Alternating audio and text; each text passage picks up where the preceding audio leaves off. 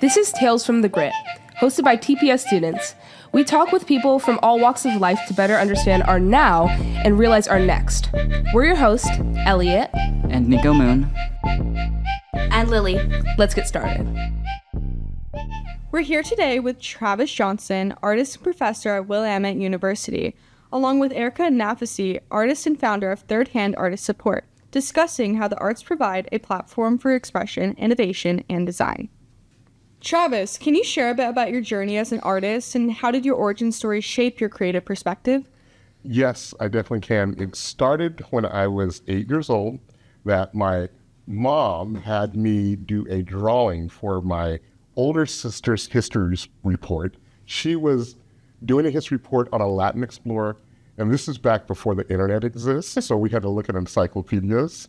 And I had to look in the encyclopedia and take the picture and then redraw it of the Latin explorer and his ship, did that in pencil.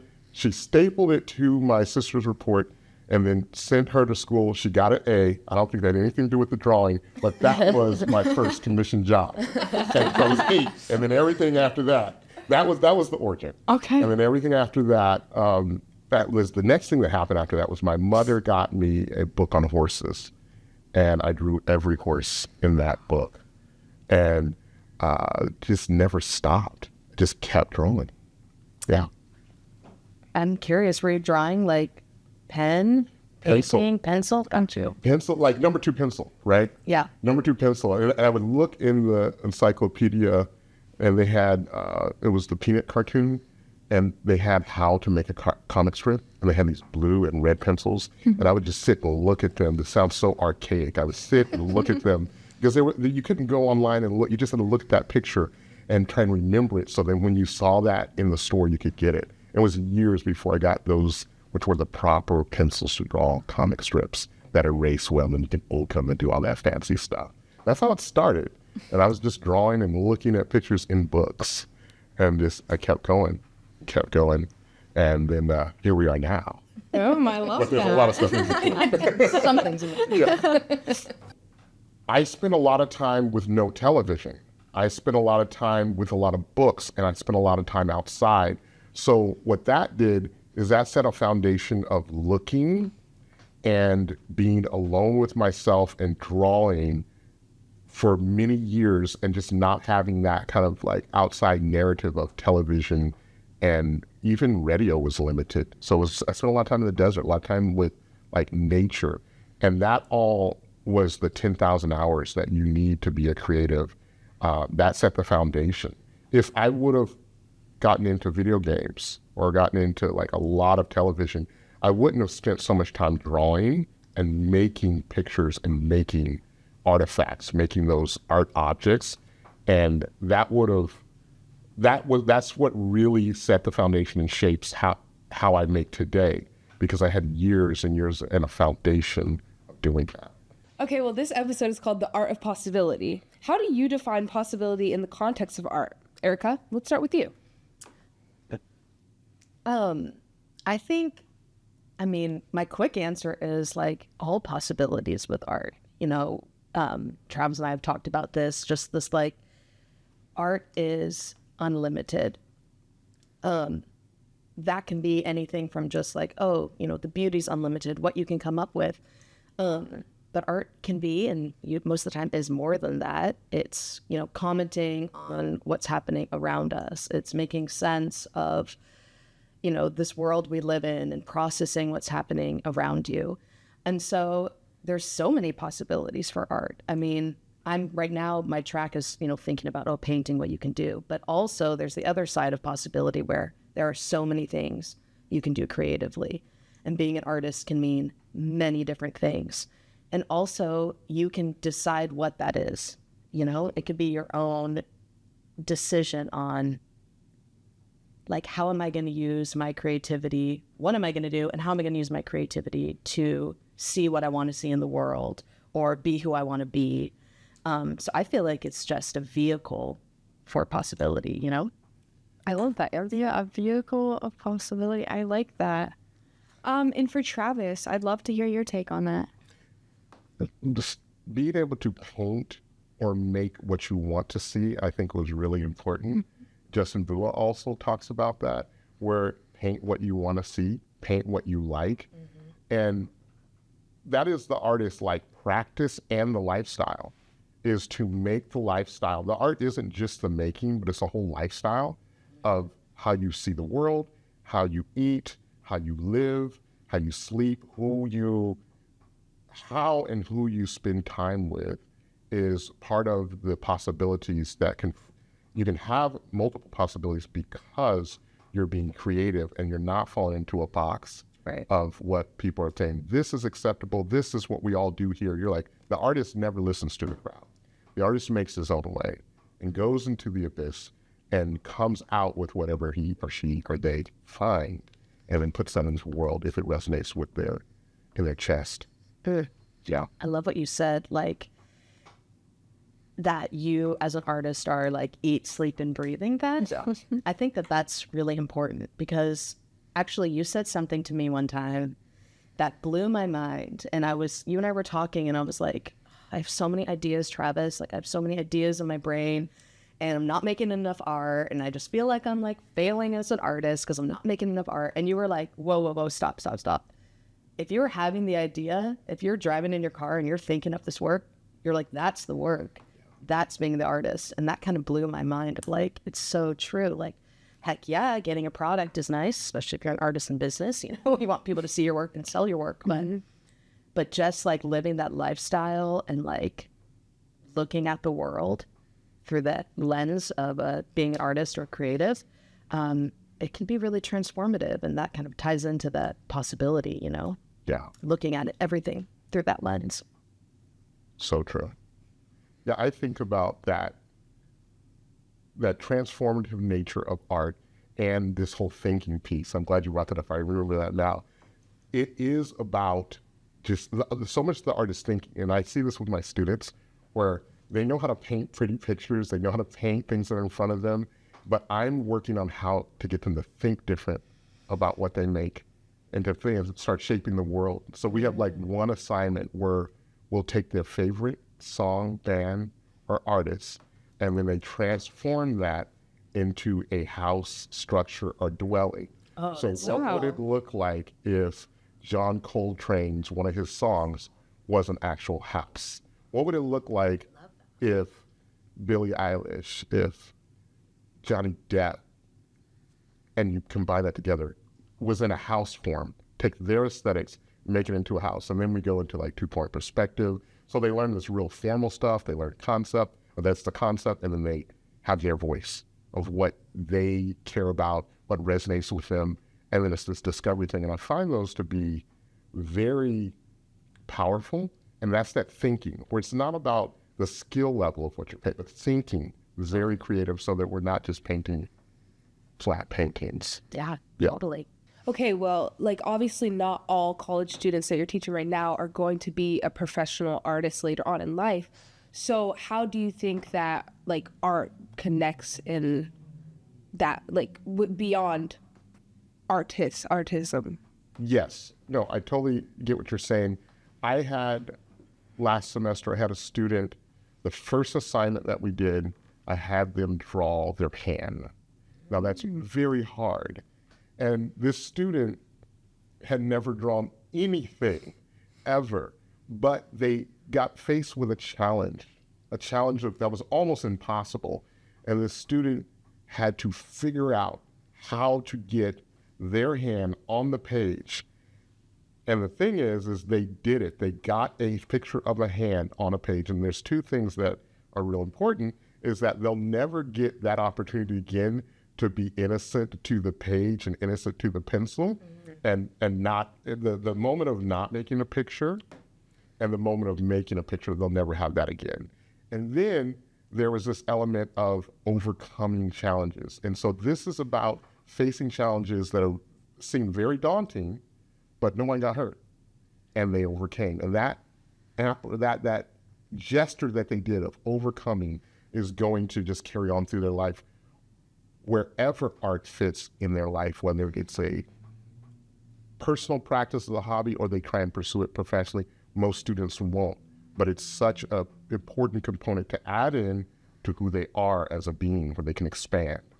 So Travis, you are talking about expanding, and you've been on tour showcasing your art in your unique style. What's your relationship with risk-taking, and how does that play in your creative process? I try and have risk-taking in the practice all the time. So like when I do the music shows, I never plan anything. I don't know what song I'm going to sing. I'll sit down and do a show, and I won't have even a set list written down. I just go sit and catch the vibe of who's in front of me, and I go. I do the same thing with the canvas. I sit with a blank canvas. I don't sketch anything. I just, whatever paint is closest to me, I'll just start throwing that on the canvas, and then whatever needs to come through comes through. Wow. And I leave it. And so it's this lifestyle of improv and risk-taking, and no one gets hurt. It's all safe. And so and then what happens is the art has an energy and a potency because it doesn't have this overdetermined, overworked energy on it. And too, like when I was young and first becoming an artist, I was like, this is what I want to paint. This is what it's going to look like. And then I would paint it and be like, what? It doesn't look like what I want it to look. And then I'm like, oh, wait, like you got to take the risk, and hand in hand with risk is discovery. Yes. You have to discover it as it's happening. You know, if you put too many brackets around you, then it's not as exciting either. Yeah, and it kind of morphs into something else, right? Yeah. Whereas art needs to stay free, it needs to stay loose. Yeah. It needs to stay with like play and curiosity. Mm-hmm. So it's such a radical thought to have next to art is play and curiosity. Mm-hmm. What happens if I do this? So like, what happens if we take Billie Eilish and then take that aesthetic, or take Johnny Depp's aesthetic, and we put that in a cardboard house, and then we put tar on it, and then we put paint on it, and then we flip it upside down, and then we burn it up, and then make it into a powder and paint it back onto another surface. What happens? Right. Like, we don't know until we try. Totally. In the process Yes. of that. Yeah. I love that. Excellent. Travis, you went from student, artist to professor. How can you encourage your students to push beyond creative boundaries and embrace the unknown? There's this idea that I've been toying with for the last couple of days, and well, I've been toying with it longer, but surrendering to the path. So as you go on your creative journey, whatever your body expands with, so if you are engaged in painting and you don't like it, but then you go to photography and your whole being lights up, follow that.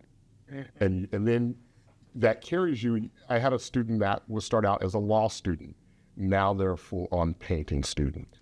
And they came to study law, but now they're studying painting. And they're full-on, all they can think about is painting. And I said, okay, that fire was lit, that's what you need to follow, and then surrender to that path. And then the path will carry you where you need to go. And you'll get where you need to go. And you just keep following that. I love that. Yes. I use the phrase often of surrender to the unknown. There we go. And I can see how that ties with what you just said, because it's like, I have this passion, I'm obsessed, I don't know what it is, go for it. And don't trip up too much about what comes next from that. Just trust. Yeah. Something exciting is happening. Yes.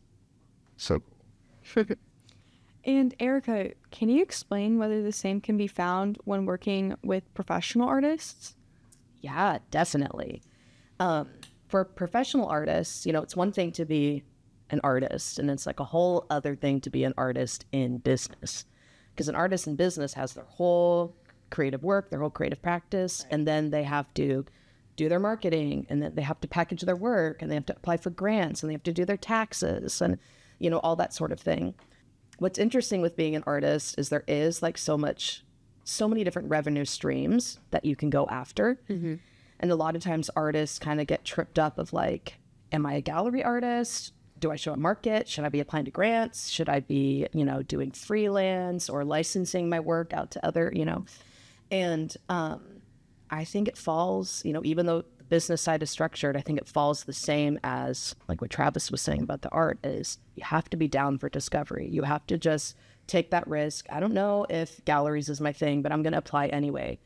Or I'm going to apply to every grant I see, most likely get rejected from, you know, a lot of them. Being an artist in business, rejection is a huge part of that. And so just you have to have that kind of courageousness, fearlessness, try everything until you hit your vein. Wow, I love being at markets because I get to connect with customers.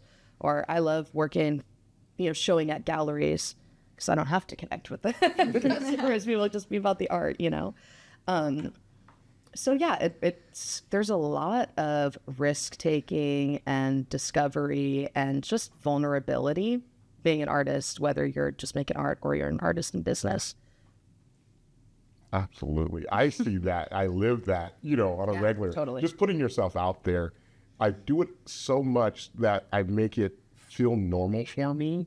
And that's why I do it a lot of times, where it's like I'm marketing and I just keep going and keep putting myself out there just to keep that feeling normalized. Like, I want this to be normal, where it doesn't need to feel awkward. If it starts to feel awkward, I haven't done it enough. I'm slowing down, I'm lighting up. So I keep putting myself out there so that the rejection or getting acceptance, it doesn't even really matter, because I'm going to show up the next day and keep putting myself out there. Whether I'm rejected or accepted, I'm going to keep going. Totally. I'm not going to change that at all. Totally. And so that starts to take the scariness out of rejection, or that power out of it, because I'm going to show up the next day. You do this too with your marketing. Yeah. And I've told other artists, like, go look at Travis Johnson's Instagram, because, you know, people are tripping up. Like, okay, I'm an artist, I know how to do that, but now I have to like run social media. How many times a day do I post? What do I need to do? And you just are like, I'm going to post, it's going to be out there. And, you know, you don't give yourself rules around that, and you could see it. And what happens is authenticity comes through. It's like, oh, I get Travis, I get how he works, I get who he is, versus this, you know, structure of how do I do my art business when it comes to marketing or whatever. So I think like this tone of fearlessness, going for it, and I like what you said of just like normalizing it for yourself. You know, instead of going, going to spend the next 3 months anxiously applying for this one thing, you know, just apply for it and then we can do the next one, you know. So I have a whole rule of when I'm applying for things, that I apply for something and then I'll go apply for something else to forget about this big thing, and then I'll apply for something else and I'll get 3 things going, and then if I hear back, I'm like, oh, that worked out. You know, and there's times where I'll be on a residency in a high point where all this stuff is going, and I'll get a rejection letter. And I'm like, cool, but I'm in this very high spot because I have so many things that I'm working simultaneously. And that's important for me, and that's on purpose. And I'm glad that you say it. It reminds me like, oh yeah, you've watched my practice of marketing and that authenticity. And one of the tricks that I do, I don't know how many people catch it, but I'm just documenting. I'm not trying to come up with content. Totally. I'm just showing, this is what I'm doing today. Yeah. I'm doing a painting, I'm doing t-shirts, I'm doing sculpture, I'm doing song, I'm doing food, you know. Yeah. And that's what I'm doing. I just document. And so then it fills up like the social media with tons of content that starts to feel like, oh wow, he's really doing all this, but I'm just documenting with my day. What advice would you give to young creatives that are trying to navigate their way through a school system that doesn't really appreciate or celebrate art? Yes. Well, first of all, my advice would be do art anyway. You know, whether it's like late at night, you're sketching, or you're, you know, walking from your class, get that music on your headphones or whatever. So, you know, not everyone or not every school is equipped with what would be awesome for students to have, but don't let that stop you from doing the art.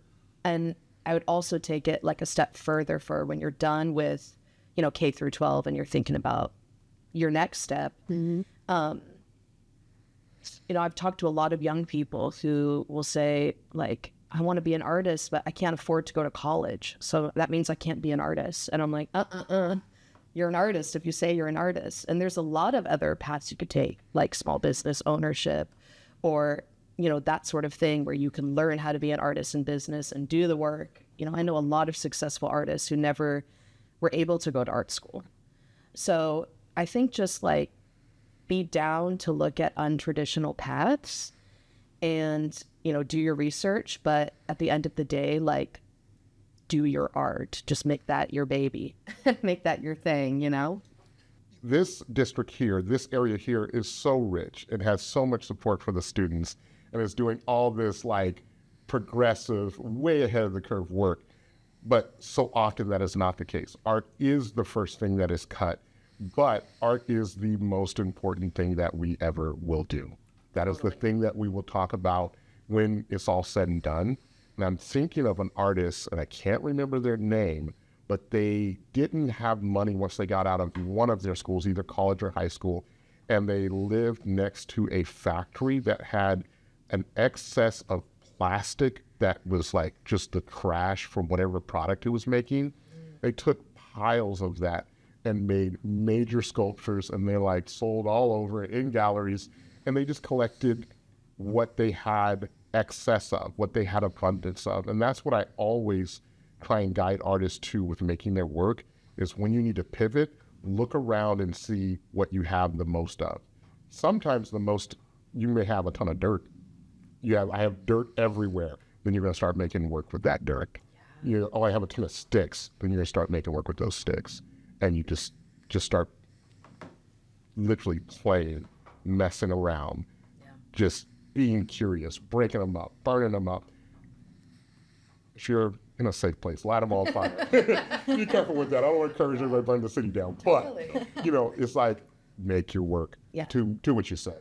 I'm an advocate of that. Totally. Do what you can with what you can. Yeah. And yes, we did get a tour of Tacoma School of Arts, and it was awesome. And I think too, like, not only what you have access to, but like, don't believe the narratives that you're never going to make it as an artist, or being an artist isn't a viable career, or, being an artist is just like this like sensitive, cute thing that people do. It's like that rhetoric is, I think, also just makes young people feel like, oh, this is something, unreachable to me. Mm-hmm. But that's not the case. And we need to make that not the case. And we need to not believe that, and just keep going for it and remind ourselves that we also don't have to do it alone. There's a lot of other artists in your community, whether it's at your school or in your community, that can just encourage and foster and work with each other to make this a realistic career or lifestyle. That's so powerful. There's two things that you said that resonate, that are right up my alley, and I think you know it, is the community piece. That's what I can't stress enough, is that young artists, young students, lean on your community. You have all these resources here. Lean on that, because that can help you make it. And I wasn't supposed to make it as far as I did. That was not supposed to happen. But I am currently an internationally collected artist. I've been all over the place. I have tons of beautiful friends that are really good people, that are really authentic, and they're huge artists, but they're also wonderful hearts. And I share that only to be able to encourage people that wasn't supposed to happen, but it did. Yeah. And it's there, and it's real. And you can go to the highest of heights by doing the art. And you just have to be patient, continue to follow yourself, and really follow your body. So it's not about being a big artist, but it's about, so the big artists, or being internationally collected, was a byproduct of me getting still and in my studio and listening to my body and what resonated and what was powerful and what was meaningful and what was sustainable on an energetic level. Totally. So that's what I would definitely share. Yeah. I think it's important for that reason. I think too, what I did was I wanted to work in the arts, and I tried different jobs, and then I was like, I can just make up my own business for the arts, So it's like, even when you're picturing, what your career looks like, that's also limitless. There's a lot of possibility there. That's the beauty of art. Yeah, totally. Yeah, it's like, and like fearlessness is just part of it. So you have to like believe that that's cool to be fearless, Mm-hmm. I think practicing that fearlessness is important. Like, start with small things and build up, because fear is the one thing that Hofka talked to me about. Michael Hofka, is a Brooklyn artist, world-renowned artist, and a wonderful human being.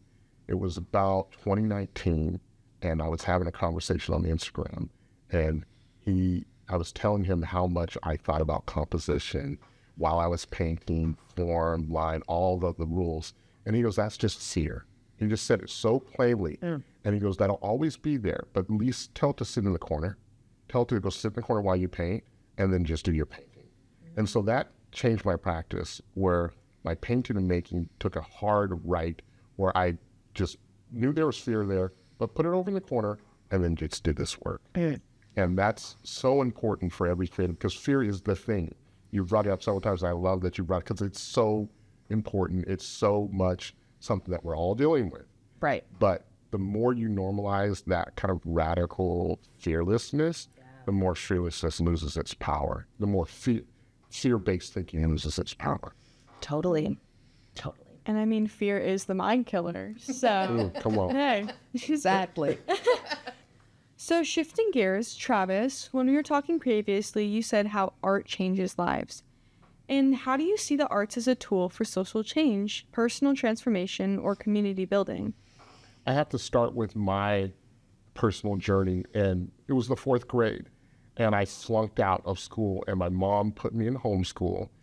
But one thing my mom also did really well is that she knew that I was an artist. So she always had me creating projects with drawing, making, building, and creating projects that I can make something in the world. And she rebuilt me at that time. So she basically gave me a new hard drive, because I was broken. I was completely broken through neglect of the educational system at that time. And she rebuilt me, and then put me back into public school in my 9th grade. And that was the first official art class that I took, was in the 9th grade, and quickly became like an AP art student, and so found a place. And there was 3 of us, and we're all still 3 doing art to this day, all the 2 other classmates that I was with. And then went through high school drawing, and then got into college and started taking more drawing and painting, and maybe some 2D design classes, and all the different things that you take. Maybe I took some photography in there as well. And then went on the road for about 20 years touring, doing music. And then did corporate for a decade, selling furniture. And then was like, this is going to kill me way sooner than I need to be. And I would draw at my desk at my office in the corporate days every single day. My calendar was covered with all these illustrations. So it was very apparent that I needed to follow this. And then I left the corporate after a decade and worked for myself for a bit, bouncing around. And then at 40, went back to school and did my undergrad. And art just came right back to meet me. And then after I got done with my undergrad, it was like, well, let's go to grad school. So we applied to 3 grad schools, and we got 2 full-ride scholarships and an 80% scholarship for all 3. And then it was just a matter of choosing which one are you going to go to. Wow. And I, without even knowing, I chose a school that had a international pool. So the art making was an international conversation. So it was connected with art makers, directors, museum directors, curators, historians, artists from all over the world. And I got just completely submerged with all of these powerful people. And it just took my idea and understanding of art even further and bigger, where it was like, oh, this isn't about this town or this region or this country, but it literally is about the entire world. What is happening in Jamaica? Who's making there? Who's making in Russia? Who's making in Gaza? Who's making in the Orient? Who's making in Canada? Where these are? And I started to think about things like that. And I started to think about like my dear friend, Kena Elisan, who's in Brazil and is the director of the biggest museum there in Brazil and is a powerful force of a person. And having those conversations were like critical and life-changing. And then we can take what we make from the art, and we can take a portion of those profits and we can change people's lives. And that's something that we have done from the beginning of launching the studio, is we change people's lives by making sure rent is taken care of, making sure food is taken care of. And, you know, if we have a big project, we can hire people. Erika, you are quoted as saying that art is a fundamental to humanity's survival. Can you expand on that, especially considering the state of the world right now? Totally. I think that art is definitely fundamental to our survival. I think from big to small, like for our own selves to process what's happening, we live in a super overstimulated world. We are feeling and seeing a lot around us. And, you know, a lot of us have, you know, we want to just open our phone and start scrolling and kind of numb out against it. But if we can do art and be creative, whether that's, you know, singing or dancing or making art, allowing ourselves to process our feelings of what's happening around us is super important. But then on like a bigger scale too, how do we tell the story of what's happening right now? Like a lot of us know what's happening right now. Sure, you can read the news, but you could listen to Kendrick Lamar, or you can, you know, look at what's going on in movies. The Barbie movie, for example, like a lot of people woke up to feminism from that movie, you know? And so it just is like a safe space. Art is a safe space for us to comment on what's happening in the world, right? Like, the art is the medicine for all of this. Yeah. And that's what I heard from what you're saying. And that's what I live and believe. And that's what I see. And the piece of the community, Olympia, I spent, about 4 years, pretty much the last 4 years there, really, maybe 5, really focused in working in that community, in art. And I think sharing is really critical. Sharing of space, sharing of resources. Sometimes just storing someone's work. You know, they'll do a big show and then where do you put that afterwards? Yeah. Right? So you'll need space. And if someone has space, then you can share that. Or giving someone a show, like we did the small shows. Your micro gallery. Yeah. So we just opened up that because it was like artists needed space, they needed shows. There was artists that were ready. And it was like, okay, here's your show. Boom. A micro show. Done deal. Totally. And I love what you're saying about space, because that ties into community too, like leaning in. And something every month I run a creatives in business support group, and we all get together and sit in a circle and we're like, I'm an artist in business.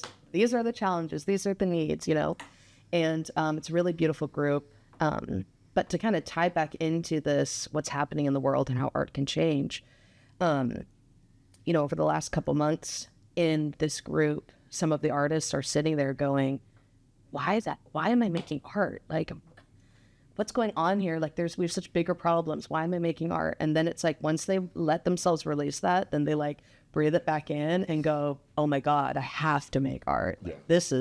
Now we really have to make art, you know? Mm-hmm. All right. Ending on such a strong note, are there any final words you'd like to share with our listeners? Yes. So art is magical. It is magic, whatever you're doing, sculpture, song, poetry, films, photography. It is magic. It is magical, but everyone can engage in that magic. Well, Travis and Erika, I just want to say thank you so much for talking to us. You guys are such inspiring and intelligent people. So thank you so much for hanging out with us today. Thank you. This was fun. Yes. And remember, your future isn't found, it's forged. Keep pushing, keep growing, and keep defying your destiny. Until next time.